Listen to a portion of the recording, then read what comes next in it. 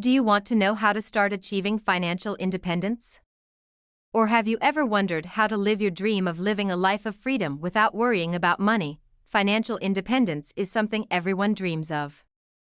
But many people stop doing it because they don't know how to get started. It's actually not that hard. It's possible if you have the determination and discipline. So take your first step today. 5 key factors to achieve financial independence. Hello friends! In today's video, we're going to talk about something exciting, financial independence. How can we achieve it? What does it mean? It's about having enough money to live your life freely without needing to work all the time. To get there, I'll share 5 key factors with you in this video. Are you ready? Let's dive in. Alright, let's talk about the first factor. Increasing your income. You see, this whole financial independence thing, it's not about scrimping and saving every penny, living like a monk in a monastery. It's about having options, and that starts with having more money coming in. Think of it like this.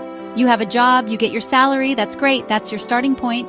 But what if that income stream dries up? What if you want to take a break, travel the world, or pursue a passion project? That's where multiple income streams come in. Now, I'm not saying you need to become some kind of business tycoon overnight.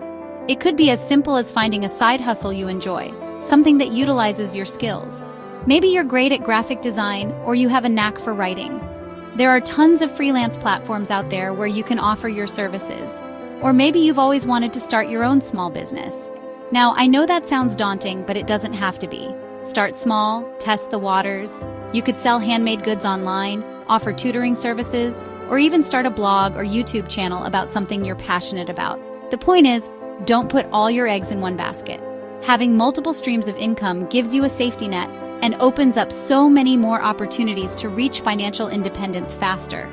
Remember, the more you earn, the more you can potentially save and invest, which brings us to our next point. Okay, so you're bringing in more money, that's awesome. But now comes the crucial part, controlling your expenses. Because here's the thing, you can earn a ton of money, but if you're spending it just as fast, you're not really getting ahead, are you? It's like trying to fill a bathtub with the drain open. You might be pouring water in, but it's all going down the drain. So how do we close that drain and start filling up our financial bathtub? First things first, create a budget. And no, I don't mean a vague idea of where your money goes. I mean a detailed itemized budget where you track every single kyat you spend. There are tons of apps and spreadsheets that can help you do this. Once you have a clear picture of your spending habits, it's time to identify areas where you can cut back. Now, I'm not saying you need to live like a minimalist and deprive yourself of everything, but chances are there are some expenses you can definitely live without. That daily 5,000 kyat coffee, for example. It might seem small, but it adds up to 150,000 kyat a month. Could you make your coffee at home instead? Or maybe cut back to a few times a week? The same goes for dining out, subscriptions you don't use, impulse purchases, you know the culprits. By cutting back on these unnecessary expenses, you'll be surprised how much money you can free up for saving and investing. All right, you're earning more, you're spending less, and you've got this nice pile of savings building up. Now what? You leave it sitting in your bank account, right? Wrong. That's like leaving a Ferrari in the garage and never taking it for a spin. You're missing out on its full potential. Remember, inflation is a thing. The money you have today will be worth less tomorrow, so you need to put that money to work for you. And that's where investing comes in. Now, I know investing can seem intimidating, especially if you're new to it. But trust me, it's not as complicated as it seems. And with the abundance of resources available online, there's no excuse not to educate yourself. One of the most common and accessible ways to invest is through the stock market. Now, I'm not talking about day trading or trying to time the market.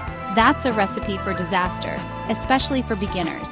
I'm talking about long-term buy and hold investing in low-cost index funds and ETFs. Another option is real estate. Now, I know what you're thinking. Graham, real estate is expensive. And you're right, it can be.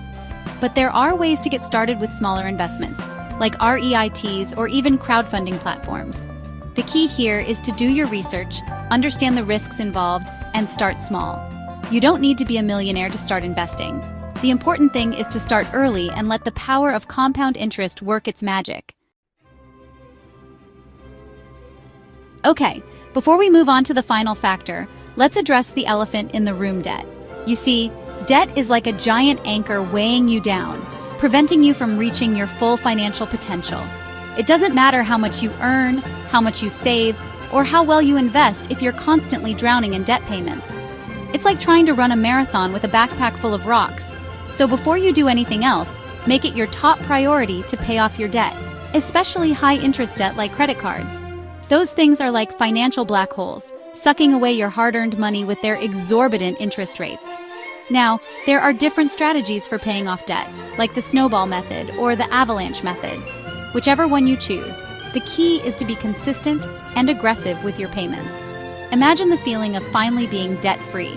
No more credit card bills, no more loan payments, just pure financial freedom. It's an incredible feeling, and it will open up so many doors for you on your journey to financial independence. We've covered a lot of ground today, from increasing your income to conquering your debt. But here's the thing, none of it matters if you don't have a plan. Financial independence is not a random event that just happens to lucky people. It's a destination, and like any destination, you need a roadmap to get there. So how do you create this roadmap? It starts with setting clear and specific financial goals. What does financial independence mean to you? How much money do you need to have saved or invested? When do you want to achieve this goal?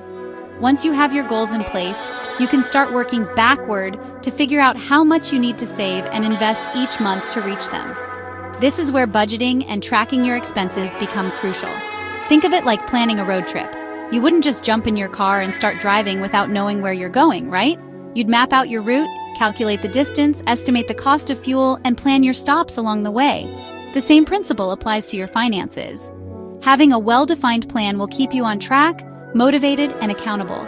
It will also help you make informed financial decisions and avoid costly mistakes. And there you have it, the 5 key factors to achieve financial independence. Start applying them one by one, and you might be surprised by the results.